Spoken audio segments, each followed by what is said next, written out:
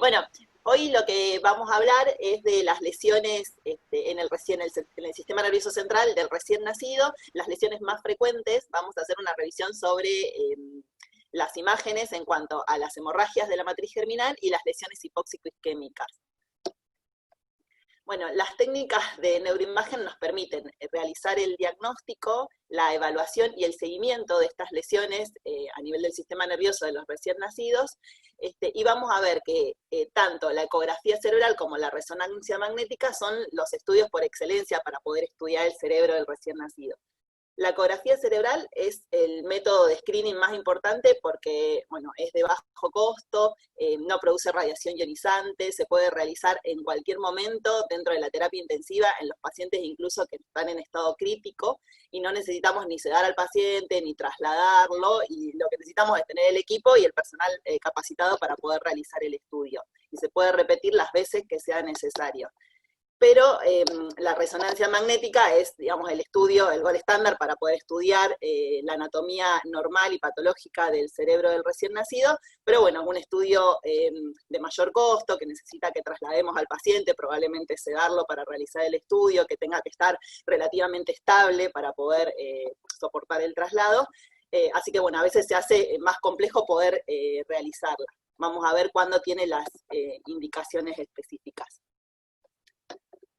Bueno, lo primero, esto para recordar, el cerebro del recién nacido tiene características únicas y esto tiene que ver con la madurez del sistema nervioso.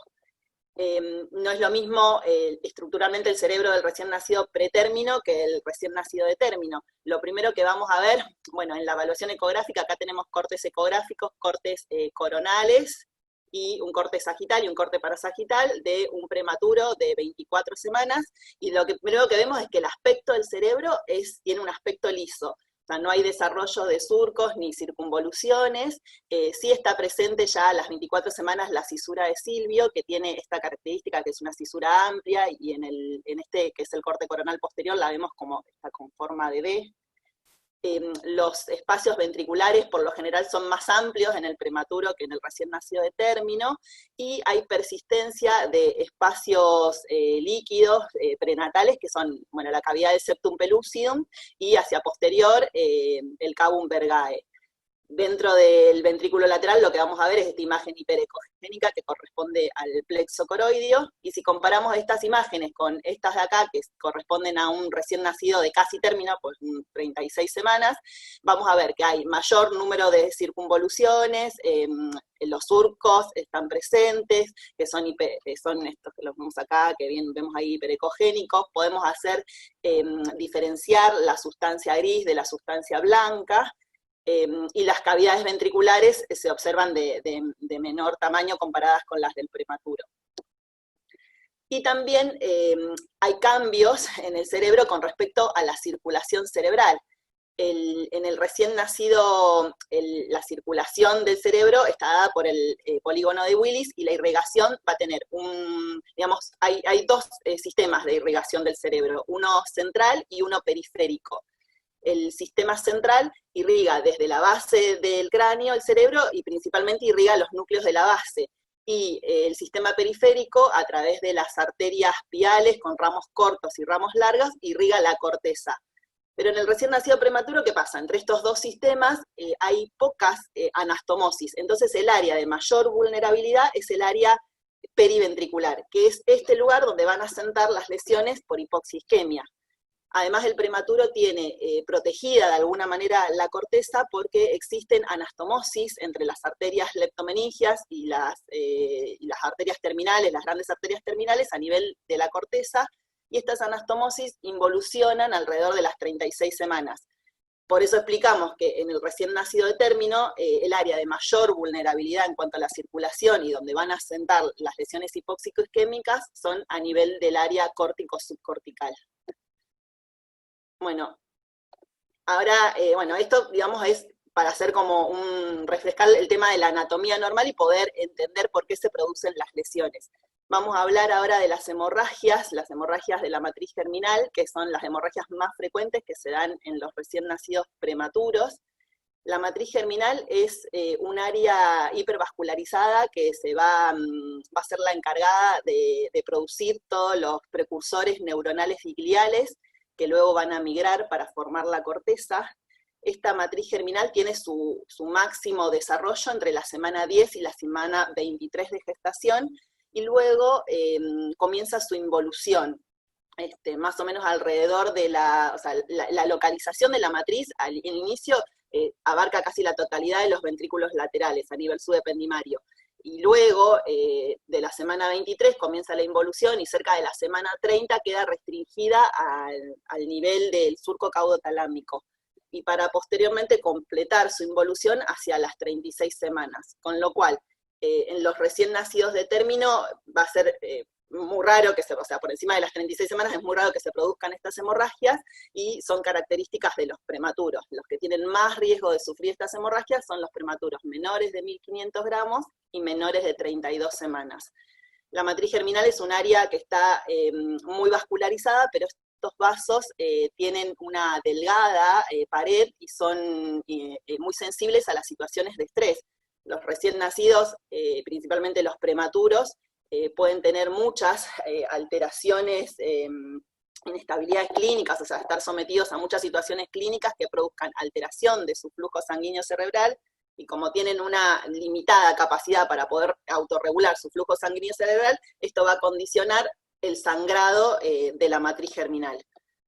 La mayoría de las hemorragias se producen en la primera semana de vida, y principalmente en las primeras 72 horas. Estas hemorragias pueden ser, bueno, vamos a ver que de acuerdo a, digamos, al grado de hemorragia, a la afectación ventricular, y así producen o no dilatación, se van a clasificar en hemorragias leves o hemorragias graves, y estas hemorragias leves son las más frecuentes, las graves son las menos frecuentes, pero son las que dejan más alteraciones a nivel del neurodesarrollo, o las que pueden producir la muerte del paciente. Por lo general, digamos, las hemorragias leves se presentan de forma asintomática, o se pueden detectar por una disminución del hematocrito, y las hemorragias graves sí pueden dar síntomas, pueden producir bueno, convulsiones, un estado de shock, coma, o bueno, muerte del paciente, como ya dijimos. Bueno, para clasificarlas seguimos usando la misma clasificación del año 78, la clasificación de Papil, con algunas modificaciones o algunos aportes hechos por Volpe, y como dijimos, las vamos a clasificar dependiendo de si el grado de la hemorragia, de cuánto afecta el área ventricular, y de si producen o no dilatación del ventrículo, expansión del ventrículo. Bueno, entonces tenemos 4 grados. La hemorragia grado 1, acá abajo tenemos los esquemas. En la hemorragia grado 1 es la hemorragia que está localizada a nivel del surco caudotalámico, a nivel subependimario, y la hemorragia grado 2 es aquella que se vuelca, o sea, rompe el epéndimo, se vuelca a la cavidad ventricular, pero no produce dilatación del ventrículo y ocupa menos del 50% del área ventricular. La hemorragia grado 3, que estas ya son las hemorragias graves, son las que ocupan más del 50% del área ventricular y producen expansión, dilatación del ventrículo. Y la hemorragia grado 4 es el infarto hemorrágico periventricular, que es, digamos, una hemorragia intraventricular que produce la compresión del plexo venoso periventricular, congestión venosa, éstasis venoso, trombosis y un posterior infarto del tejido nervioso periventricular. Bueno, esto ya lo dijimos, las leves son las asintomáticas y que por lo general no dejan secuelas, y las graves son las que producen síntomas y dejan secuelas a largo plazo. Bueno, vamos a ver que la ecografía es el mejor estudio para poder evaluar este tipo de lesiones, y vamos a ver algunos ejemplos de estos tipos de hemorragia. Bueno, acá tenemos un corte coronal y un corte parasagital, donde vemos una imagen a nivel del área del caudotalámica, vemos una imagen acá bilateral, una imagen hiperecogénica, homogénea, que en el corte parasagital la vemos también ahí a ese nivel. Estas hemorragias, por lo general, luego de 7 a 10 días, el coágulo comienza a retraerse, se produce la licuefacción del coágulo, y puede evolucionar con digamos, la involución completa, o bien puede dejar una lesión quística, como la que vemos acá en este corte coronal y en este corte parasagital, que es un quiste subependimario. Estos quistes son quistes pequeños que no tienen implicancias clínicas, que miden menos de 5 milímetros y que por lo general alrededor del año desaparecen. Acá tenemos otro ejemplo, son imágenes de un prematuro de 23 semanas, donde vemos ahí la imagen hiperecogénica, y esto es una ecografía realizada a los 3 días de vida. Y en el corte parasagital vemos la imagen hiperecogénica también con un área ahí, es como una imagen heterogénea, ya esta tiene algo de evolución, esta hemorragia, ubicada ahí a nivel del surco caudotalámico. Bueno, y la hemorragia intraventricular grado 2, como dijimos, es aquella que se rompe el epéndimo y se vuelca al ventrículo. Para hacer el diagnóstico de una hemorragia grado 2 tenemos algunas herramientas que nos pueden ayudar a diferenciarla, porque lo que vemos dentro del ventrículo, la imagen hiperecogénica normal, es la imagen del plexo coroideo, y a veces las hemorragias grado 2 se pueden llegar a confundir con el plexo, por eso tenemos estas estrategias. Lo primero, que sabemos que el plexo coroideo nace del techo del tercer ventrículo y llega a los ventrículos laterales a través del agujero de Monro, pero no se extiende ni hacia el asta anterior ni hacia el asta occipital de los ventrículos laterales. Entonces, si nosotros encontramos una imagen hiperecogénica a nivel intraventricular que se extiende hacia estos lugares, tenemos que sospechar de la hemorragia. Acá tenemos entonces un corte coronal y un corte parasagital, donde vemos justamente la imagen hiperecogénica a nivel del asta anterior del lado derecho, y a nivel del asta occipital, lo mismo acá en estas imágenes. Y otra cosa que nos puede ayudar es que tenemos que saber que el plexo coroideo por lo general es homogéneo y tiene bordes regulares. Si encontramos irregularidades a nivel del plexo, también podemos sospecharlo. Y algo que nos ayuda mucho es la evaluación del cerebro a través de la fontanela posterior. De esta manera, en estas imágenes, que es un corte parasagital tomado desde la fontanela posterior, esta sería la imagen normal, donde vemos el ventrículo lateral, el asta occipital, esta imagen hiperecogénica que corresponde al plexo, y acá, que sería la patológica, vemos el compromiso del asta occipital, la imagen hiperecogénica a nivel del asta occipital, que nos hacen sospechar entonces de la hemorragia.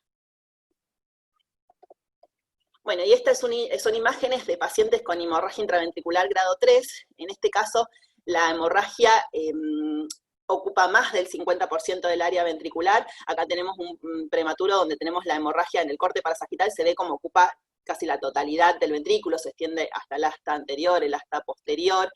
Esta hemorragia, la característica es que además de ocupar más del 50% del área ventricular, dilata el ventrículo, expande el ventrículo. Acá tenemos, estas son imágenes de un prematuro extremo de 24 semanas, donde vemos una imagen hiperecogénica a nivel central, redondeada. Esto corresponde a una hemorragia grado 3, pero que el sangrado se volcó hacia la cavidad del septum pellucidum. Esto no es muy frecuente de ver, sí lo podemos encontrar en los prematuros extremos. Y acá tenemos otro paciente, donde tenemos, bueno, todas estas ecografías son del mismo paciente, pero en diferente periodo de evolución. Tenemos cortes coronales y cortes parasagitales, donde vemos la hemorragia intraventricular grado 3 bilateral, y en esto ya con algunos días de evolución vemos que el coágulo comienza a hacerse más heterogéneo, se retrae, como que le forma al ventrículo como un ventrículo dentro del ventrículo, algo así es como se describe, y posteriormente, luego de 4 a 5 semanas, por lo general este coágulo desaparece o puede dejar algunos tabiques. Estas hemorragias, en el 75% de los casos, pueden evolucionar hacia una dilatación poshemorrágica, que en la mayoría de los casos esta dilatación se detiene espontáneamente, y en un pequeño porcentaje, alrededor de un 10%, puede necesitar derivación, con la colocación de un catéter de derivación ventrículo-peritoneal. Bueno, y la hemorragia grado 4, que es el estadio más grave, es el infarto hemorrágico periventricular. Esta hemorragia, lo que se produce es que cualquier hemorragia intraventricular genera la compresión del plexo venoso. Les voy a mostrar primero otro esquema, acá. Acá tenemos el esquema de cómo transcurre el plexo venoso paralelo a los ventrículos laterales, y en rojo está marcado el área donde se produce la hemorragia. Esta hemorragia entonces comprime el plexo venoso, produce éstasis venoso, trombosis y el infarto hemorrágico. ¿Cómo se va a ver ecográficamente esta lesión? Vamos a ver una imagen hiperecogénica, triangular, que por lo general afecta los lóbulos frontal y parietal, que está ipsilateral a la hemorragia que le dio origen, que a veces puede tener efecto de masa y desplazar la línea media, y que por lo general es unilateral. Acá tenemos, este paciente es un prematuro extremo con un infarto hemorrágico extenso, ven acá en el corte parasagital se ve el compromiso frontal y parietal. Y esta es una imagen, un corte coronal posterior de un infarto hemorrágico bilateral. Esta situación es extremadamente grave y deja secuelas neurológicas en el 100% de los pacientes. Bueno, acá tenemos más imágenes del infarto hemorrágico periventricular. Bueno, como dije, por lo general la lesión es unilateral, y en los casos bilaterales, bueno, las secuelas a largo plazo son graves en el 100% de los pacientes y tiene alta mortalidad. Acá vemos como el infarto hemorrágico evoluciona a medida que van pasando los días, se produce la necrosis y la licuefacción del tejido, y posteriormente esto puede dejar como cicatriz una lesión quística, que es el quiste porencefálico, a nivel del área donde se produjo el infarto hemorrágico, o bien puede dejar un área de gliosis, que esto se va a manifestar con disminución del tejido cerebral periventricular. Estas imágenes corresponden, que se ve este quiste porencefálico de gran tamaño, corresponden a las de este paciente que habíamos visto antes, de acá, estas imágenes. Es la evolución de ese paciente. Hasta acá vimos las hemorragias. Bueno, lo que vamos a ver ahora es cómo evolucionan estas hemorragias. Las hemorragias graves pueden tener, pueden generar una dilatación, pueden dar lugar a una dilatación poshemorrágica, porque se desprenden trombos del coágulo que producen la obstrucción de la circulación del líquido cefalorraquídeo. Esto va a generar una ventriculitis y que va a empezar a producir proteínas de matriz celular que van a obstruir, o sea que esta obstrucción que primero era temporal la van a transformar en permanente y van a dar lugar entonces a la dilatación poshemorrágica. ¿Qué nos aporta la ecografía en este caso? Bueno, es muy importante porque la ecografía nos permite seguir cuál es la evolución de la dilatación, y esto sumado a la clínica podemos, digamos, en conjunto con el neurocirujano, poder evaluar si el paciente va a necesitar o no la colocación de un catéter de derivación. Entonces, los autores lo que recomiendan es diferentes tipos de mediciones de los ventrículos. Algunos recomiendan la medición del índice ventricular o índice de Levin, que está marcado acá con la letra A, en un corte coronal que pase a nivel de los agujeros de Monro, medir la distancia entre la línea interhemisférica y el borde lateral del ventrículo. Para esto existen tablas con percentilos para las diferentes edades gestacionales, entre las 26 y las 42 semanas, y si esta medición está 4 milímetros por encima del percentilo 97, sería indicativa de evaluar el tratamiento, algún tratamiento neuroquirúrgico. Pero algunos autores lo que dicen es que esta medida en realidad se altera tardíamente, que lo primero que vamos a ver es la alteración del ancho ventricular, porque lo primero que se produce luego de cuando se produce la dilatación poshemorrágica es el abalonamiento del asta anterior del ventrículo. Entonces esta medida sería como la que se modifica primariamente. La recomendación sería medirla en el mismo corte, medir el ancho del asta anterior del ventrículo, y esta medida debería ser normalmente menor a 4 milímetros, y por encima de 6 milímetros es francamente patológica. Otra medida es la distancia tálamo-occipital en un corte parasagital, que está marcada acá con la línea C, que en los recién nacidos prematuros debería ser hasta 19 milímetros, y en un recién nacido de término hasta 21 milímetros, pero bueno, algunos autores también consideran que por encima de 16 milímetros ya es patológica.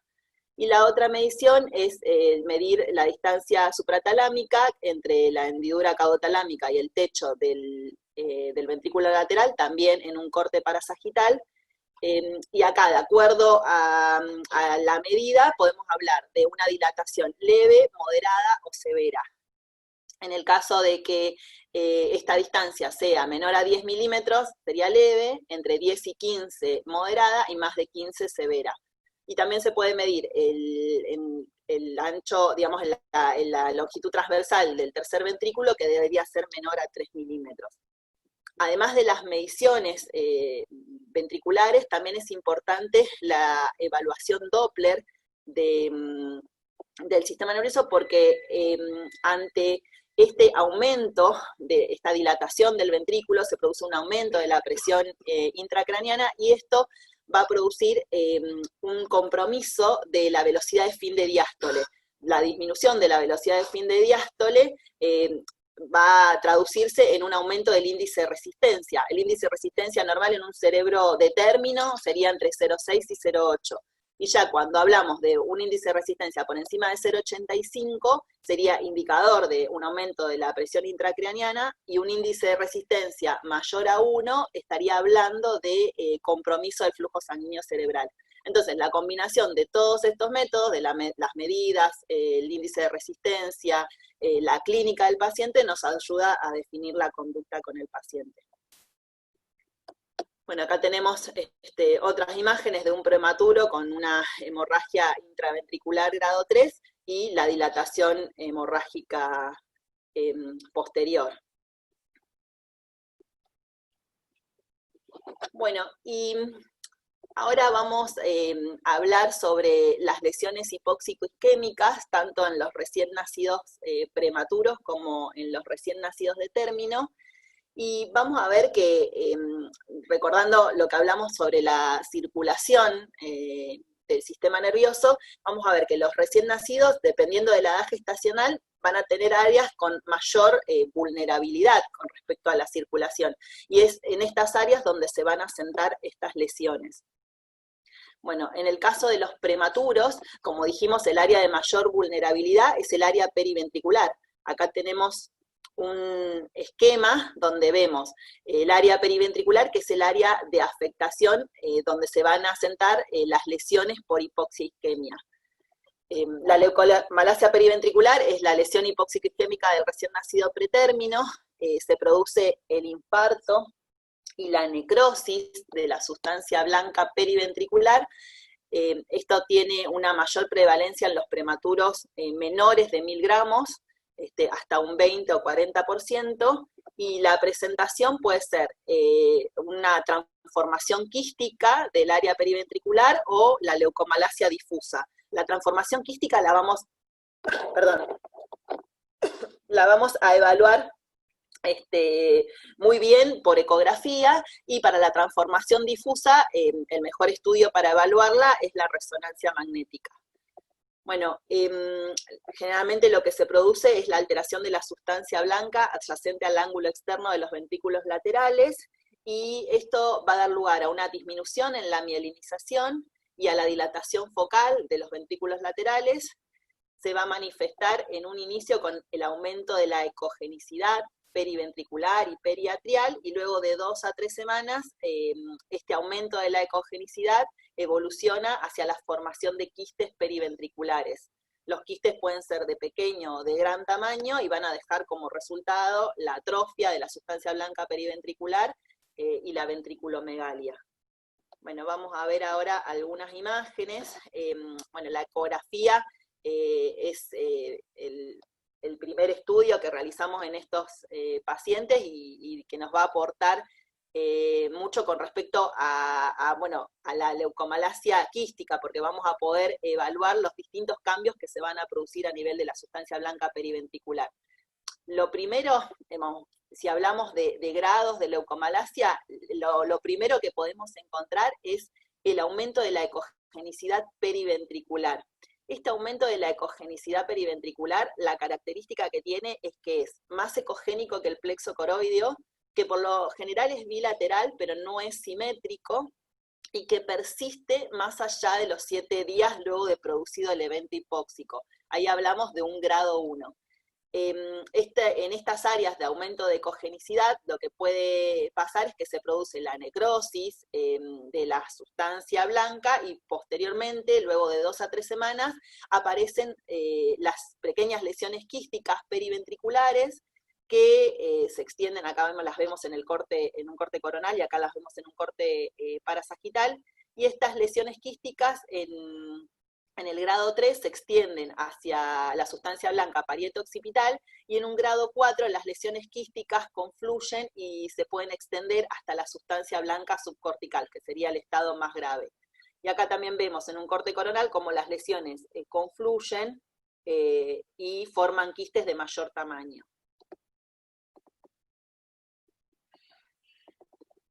Acá tenemos imágenes de un prematuro que en los primeros días de vida, que tenía una imagen hiperecogénica periventricular, acá está marcada bien en el corte parasagital, y que luego de algunas semanas evoluciona hacia la formación de estos pequeños quistes que se ven ahí en el corte coronal y en el corte parasagital. En este esquema está marcado ahí donde podemos ver las áreas de leucomalacia.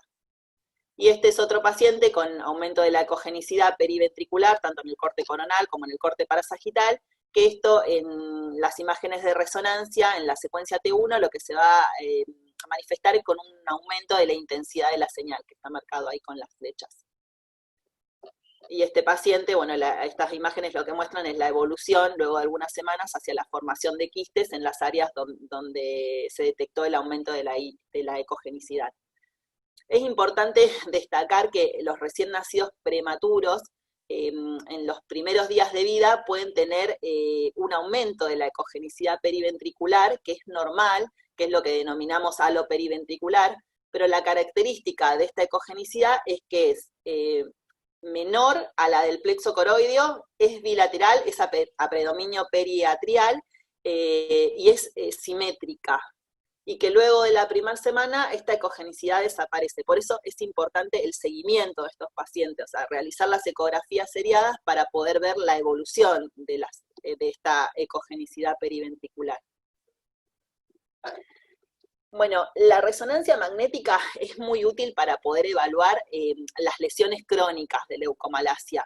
Lo ideal sería poder realizar la resonancia entre las 40 y las 44 semanas. Muchas veces esto, bueno, no se puede hacer, pero bueno, idealmente sería poder tener este control. Y bueno, ¿qué cosas, qué hallazgos vamos a encontrar en la resonancia?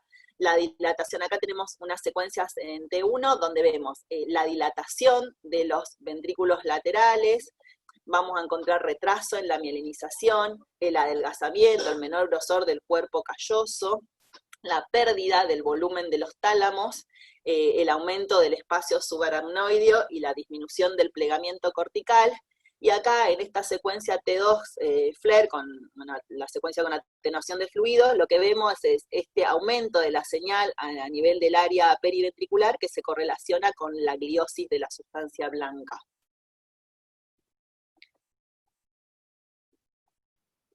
Bueno, y ahora vamos a pasar a hablar sobre las lesiones hipóxico-isquémicas en el recién nacido de término.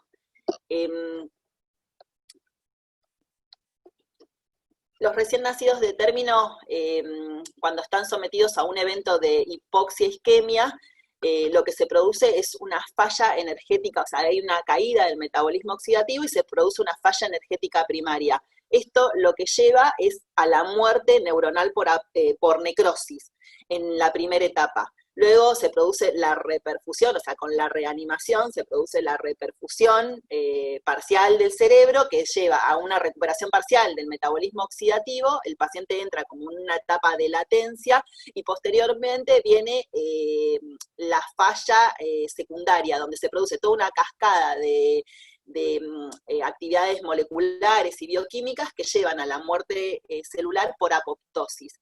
Entonces, estos pacientes van a presentar diferentes patrones de lesiones de acuerdo a la profundidad de la hipoxia y a la duración de la hipoxia. Generalmente en los pacientes que sufren una hipoxia leve o moderada presentan lesión cerebral parasagital, o sea, de las áreas de la convexidad del cerebro, y acá tenemos el patrón, en este esquema, el patrón de las áreas lesionadas a nivel cortical y subcortical. Y si la hipoxia es prolongada y profunda, esto se va a traducir en una lesión central. Va a estar afectada principalmente los ganglios de la base a nivel del putamen lateral y del tálamo ventrolateral y la corteza perirrolándica. Pero bueno, esto no quiere decir que los pacientes van a tener una u otra lesión. Los pacientes pueden tener una combinación de estas lesiones. En estos casos, en estos niños, la ecografía siempre va a ser el primer estudio que vamos a realizar, pero muchas veces la ecografía puede ser normal porque tiene una baja sensibilidad, y esto no quiere decir que el paciente no tenga lesión. Para estos pacientes sí, la indicación para poder estudiar la lesión aguda es la realización de la resonancia. Bueno, ¿qué nos van a aportar las imágenes, las neuroimágenes en la encefalopatía hipóxico isquémica? Bueno, la ecografía cerebral, como dijimos, que sea normal no garantiza que no haya lesión, no predice pronóstico, pero bueno, es importante realizarla porque a veces puede tener hallazgos patológicos y ahora ya los vamos a ver. Y bueno, el gol estándar para estudiar a estos pacientes es la resonancia. En las secuencias convencionales podemos identificar la anatomía normal y la anatomía patológica, poder evaluar la sustancia gris, la sustancia blanca, la mielinización del cerebro, pero en las secuencias convencionales, tanto en T1 como en T2, los cambios se van a producir generalmente luego de las 48 horas de haberse producido el evento hipóxico. Y las secuencias que son de mayor utilidad y que constituyen, digamos, el gol estándar para estudiar estas lesiones son la secuencia de difusión y la espectroscopía. La secuencia de difusión se basa en evaluar la difusión, la restricción a la difusión de las moléculas de agua por el edema citotóxico que se genera en las diferentes áreas lesionadas del cerebro. Y esta secuencia tiene un mayor rendimiento entre el tercer y el octavo día de haberse producido el evento hipóxico isquémico. Durante las primeras 24 horas puede ser normal, por eso la indicación sería realizarla en este periodo. Y la espectroscopía es una técnica que lo que permite es la medición de metabolitos que están involucrados en la generación de energía en determinadas áreas del cerebro, generalmente a nivel de los ganglios de la base, que digamos son las áreas que tienen mayor metabolismo. ¿Qué es lo que se mide? Bueno, en un cerebro normal lo que vamos a encontrar es la medición del N-acetilaspartato, colina, creatina, mioinositol, glutamato, y los que tienen mayor pico de señal son estos tres metabolitos, el N-acetilaspartato, la colina y la creatina. Pero ante una situación de hipoxia isquemia, donde se pone en marcha todo el metabolismo anaeróbico, aumentan los niveles de lactato, que estos también se pueden medir con la espectroscopía. Entonces, en un paciente con encefalopatía hipóxica isquémica, lo que se va a alterar en la espectroscopía es que va a disminuir los niveles de N-acetilaspartato y van a aumentar los niveles de lactato. Bueno, entonces, acá tenemos imágenes de ecografía de un paciente con encefalopatía hipóxica isquémica, bueno, y tenemos diferentes patrones. Estos corresponden a un patrón normal, y estas cuatro, mejor dicho, corresponden a un patrón patológico. Entonces, acá en el patrón normal, ¿qué es lo que vemos? Vemos el cerebro característico de un cerebro de término, los surcos, las circunvoluciones, podemos diferenciar la sustancia gris de la sustancia blanca subcortical.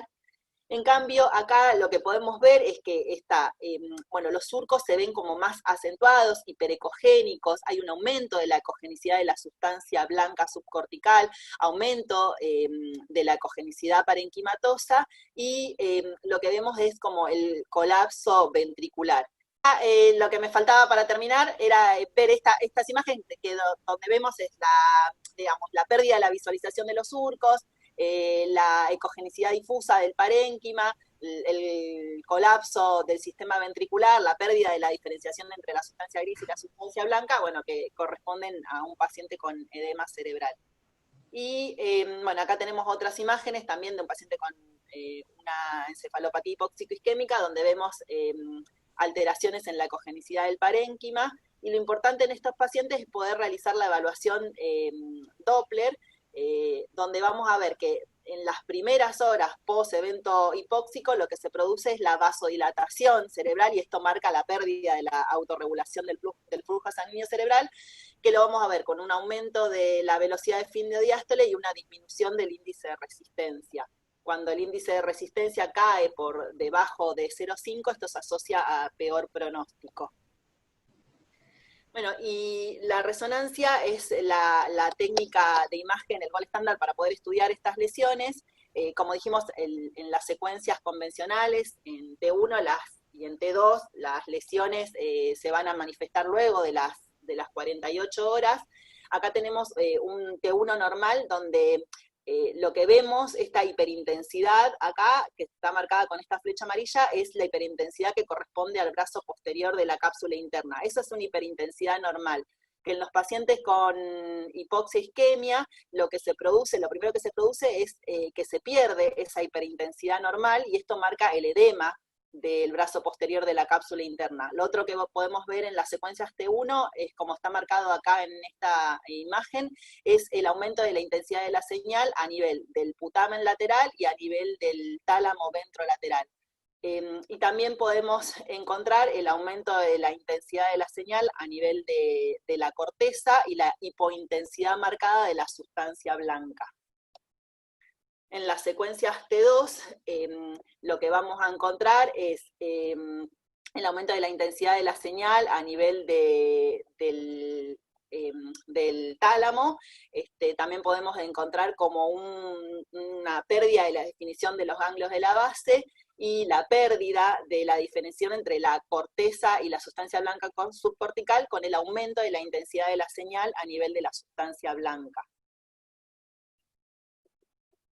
Y la secuencia de difusión, lo que vamos a encontrar es la marcada restricción a la difusión en las áreas lesionadas. Acá tenemos ejemplos de un paciente con una encefalopatía hipóxico-isquémica profunda, donde encontramos la restricción a la difusión se va a observar con un aumento de la intensidad de la señal. Entonces vemos el aumento de la intensidad de la señal a nivel de los tálamos, y el aumento de la intensidad de la señal a nivel de la sustancia blanca subcortical, y esto se correlaciona con la hipointensidad en el mapa de ADC.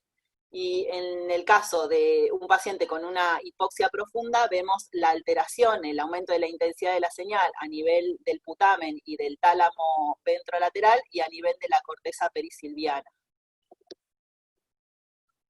Bueno, la espectroscopía, esto ya lo dijimos, lo que se hace es medirse en los metabolitos a nivel de los ganglios de la base, y se evalúa los cambios a nivel del espectro. Por ejemplo, es un paciente de 12 horas donde se ve el pico de aumento del lactato, pero todavía hay una leve disminución del N-acetilaspartato. Por lo general, el N-acetilaspartato, la mayor caída es después del tercer día de producido el evento. Y el ácido láctico, si comienza a aumentar, por lo general entre el segundo y el quinto día se produce el mayor aumento, pero si ya tenemos aumento en las primeras 12 horas, hablamos de un peor pronóstico. Este es un paciente que tuvimos en el Garrahan, donde se le hizo la resonancia luego de haber estado en hipotermia, más o menos a los 7-8 días de vida, donde si bien el pico de lactato ya no se detectaba, lo que sí había una marcada disminución de N-acetilaspartato, lo cual indica lesión profunda. Y en las secuencias T1 y T2, lo que veíamos es el aumento de la intensidad a nivel de los ganglios de la base, y en T2 el aumento de la intensidad de la sustancia blanca. Bueno, y este es un ejemplo de un paciente con el seguimiento, con un paciente de una encefalopatía hipóxica isquémica severa, donde se le hace la ecografía cerebral a los 3 días, donde vemos los signos de edema cerebral, la marcada disminución de la visualización de los surcos, disminución de los tamaños de los ventrículos, el aumento de la cogenicidad de los ganglios de la base, que se le hace la resonancia a los 3 días de vida. Vemos los cambios en T1 y en T2, la hiperintensidad marcada a nivel de los ganglios de la base y la hipointensidad de la sustancia gris. Acá vemos la hiperintensidad de la sustancia gris, y a nivel del mapa ADC, estas hipointensidades a nivel de los ganglios de la base a nivel de la corteza y de la sustancia blanca subcortical que se correlacionan con restricción a la difusión, y la alteración en la espectroscopía. La resonancia realizada a los 15 días de vida, lo que vemos es que a nivel de los ganglios de la base aumenta la intensidad de la señal, con una disminución de la señal a nivel central, que esto corresponde a necrosis, la hipointensidad marcada de la sustancia blanca, y en la secuencia T2, el aumento de la intensidad de la señal a nivel de los ganglios de la base. Y en una etapa crónica, ya en la resonancia realizada a los 8 meses, lo que vemos es la pérdida de la sustancia blanca, con un marcado aumento de la intensidad y el adelgazamiento de la corteza. Este es un caso grave. Bueno, estos pacientes por lo general están sometidos, bueno, a hipotermia terapéutica, que es un estándar de tratamiento para la encefalopatía hipóxico-isquémica moderada. El objetivo de la hipotermia terapéutica es que el paciente ingrese, luego de producido el evento hipóxico dentro de las primeras 6 horas de vida, a hipotermia durante 72 horas para bajar el metabolismo cerebral y de esta manera poder disminuir la muerte celular por apoptosis. Luego de las 72 horas se produce el recalentamiento y acá, entre los 3 y los 8 días, es cuando estaría indicada realizar la resonancia para poder evaluar las lesiones en este paciente.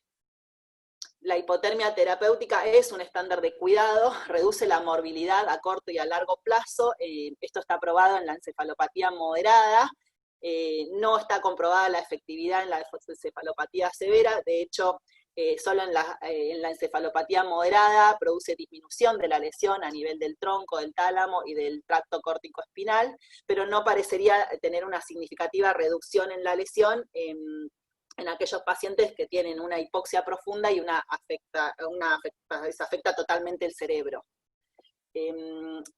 Hay cambios que va a producir la hipotermia en las imágenes, y los principales cambios es que retrasa la reducción de la alteración de la difusión. Los cambios en la difusión están retrasados en los pacientes con hipotermia. Por lo general, los cambios en las secuencias de difusión se normalizan luego de los 7 días de producido el evento asfíctico, y con hipotermia estos cambios se retrasan hasta los 11 días.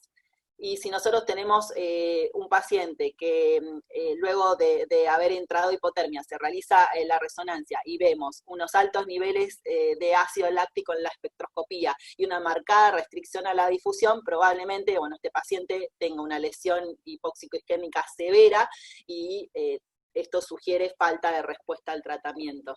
La hipotermia, si bien es un estándar de cuidado para los pacientes, no disminuye de ninguna manera la utilidad de la resonancia, que es la que nos va a marcar el grado de lesión de estos pacientes, y también va a ser pronóstica, principalmente si hacemos las secuencias, la espectroscopía y las secuencias de difusión. Bueno, y acá sí ya terminamos. Bueno, ahí los escucho.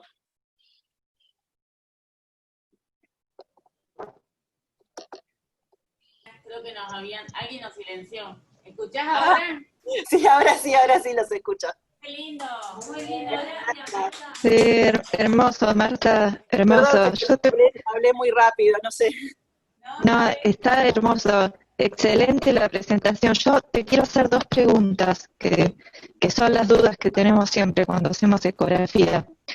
Una, vos mostraste el índice ventricular. En el índice ventricular vos tenés como una guía de percentilo de cuánto te va a dar el índice según la edad gestacional del paciente. Pero por lo que contabas es algo como más tardío. Sí. Es algo como que vos se usa mucho la medida del asta frontal, ¿no? Claro, del asta frontal combinado con el asta occipital, sí. Claro, y mi pregunta va ahí, porque ahí según la edad gestacional del bebé, la medida sospecho que debe ser distinta, porque no es lo mismo un 28 semanas que un 32 en el tamaño ventricular. ¿Cómo es según tu experiencia? No encontré tablas de percentilo para la medida del asta anterior. Lo que sí estaba marcado es que, digamos, lo normal sería que el asta mida menos de 4 milímetros. Entre 4 y 5, como que la implicancia clínica no está clara, pero sí por encima de 6 milímetros, tanto en prematuros como digamos, en términos, o casi términos, porque en realidad la hemorragia se va a producir generalmente en los menores de 34 semanas, eso, digamos, marca un franco alteración, digamos, de la medida ventricular y que se correlaciona con aumento de la presión intracraneana. Digamos, el objetivo de realizar todas estas mediciones y este seguimiento es poder definir si el chico va a necesitar o no la intervención del neurocirujano. Entonces, pero digamos, no es que es aislada solo una medida, es la combinación de todo. O sea, la clínica generalmente es como una expresión tardía del aumento de la presión intracraneana por las características anatómicas del cerebro, por las fontanelas que son permeables. Y digamos, uno para poder pesquisar estas alteraciones lo que hace es ir tomando estas mediciones seriadas. No sé si... Okay. O sea que en más de una vez tendría que medir más de 6 milímetros, porque también a veces es cómo pones el caliper y dónde pones, a qué altura del corte, digamos. Sí, o sea, y ver la evolución, ¿no? El aumento de la medición, a esto asociada a la alteración del Doppler, asociado a la clínica del paciente, digamos, son varias cosas. O sea, no es que solamente con el neurocirujano la medición, él va a tomar una conducta. ¿Cuándo decide? Claro, y la otra pregunta que me quedó colgada, cuando hablaste de los chicos que tienen la gliosis periventricular, que sería como una lesión que la ves en la resonancia post-leucomalacia periventricular, si no me equivoco. Sí. Esa gliosis periventricular que hace que te aumente, sospecho que, o por lo que entiendo, te hace que te aumente el diámetro del asta occipital. Sí. En un prematuro. Sí. Que es lo que nosotros decimos que el prematuro habitualmente tiene colpocefalia. Sí. ¿Cómo? O sea, también tenés una medida que te dice, no, mira, más de esto, más allá de la colpocefalia, ya estás indirectamente viendo por ecografía una gliosis periventricular. ¿Existe o tenés, o la medición de esta asta occipital en realidad es más para seguimiento y lo que te dice es la res? O sea, ¿te sirve de algo medir el asta occipital en el chico? En realidad es más para seguimiento. La verdad que hay prematuros extremos que tienen, que uno mide el asta occipital y es de gran tamaño, pero no tiene que ver esto con la alteración de la sustancia blanca, sino con la anatomía normal del cerebro del prematuro. Lo importante de esto en realidad tiene que ver con el seguimiento, o sea, realizar las ecografías seriadas, semanales, en los prematuros extremos, los menores de 1000 gramos que tienen los mayores riesgos y ver cómo cambia esa medición. Porque algunos autores describen que, digamos, la distancia normal sería en un prematuro hasta 19 milímetros, pero otros dicen, no, más de 16 milímetros ya es patológico. Entonces, para mí tiene que ver con eso, con el poder hacer el seguimiento, o sea, realizar la ecografía dentro de las primeras 72 horas de vida, registrar las medidas y poder después ir viendo cómo cambia. Es el tema. Bueno, muchas gracias. Bueno, te mandamos un cariño, Marta. Bueno, muchas gracias a todos. Les mando un beso enorme, que estén muy bien.